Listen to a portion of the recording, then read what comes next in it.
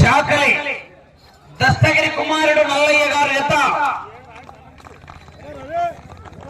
మొదటి రౌండ్ 300 అడుగుల దూరాన్ని 35 సెకండ్లలో పూర్తి చేసుకున్నాయి.